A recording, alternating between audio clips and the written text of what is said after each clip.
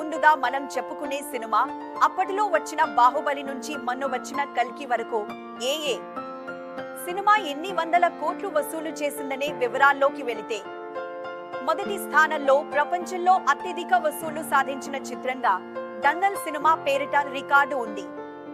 అమీర్ ఖాన్ నటించిన ఈ సినిమా ప్రపంచవ్యాప్తంగా 1950 కోట్లు వసూలు చేసింది.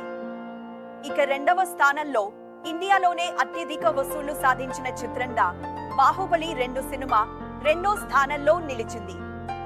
ప్రభాస్ నటించిన ఈ సినిమా 1810 కోట్ల రూపాయలు కలెక్షన్ను సాధించి రెండో స్థానంలో ఉంది.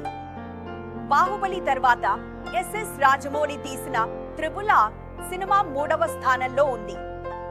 ఈ సినిమా వరల్డ్ వైడ్ కలెక్షన్ ఎంత అంటే 1290 కోట్లు ఈ సినిమా కలెక్ట్ చేసింది.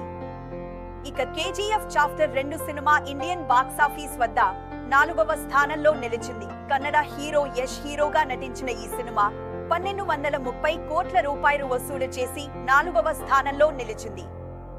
ఇక జవాన్ సినిమా 5వ స్థానంలో నిలిచింది. షారుఖ్ ఖాన్ నటించిన ఈ సినిమా 1160 కోట్ల రూపాయలను కలెక్ట్ చేసి వరల్డ్ బాక్సాఫీస్ వద్ద 5వ స్థానంలో నిలిచింది.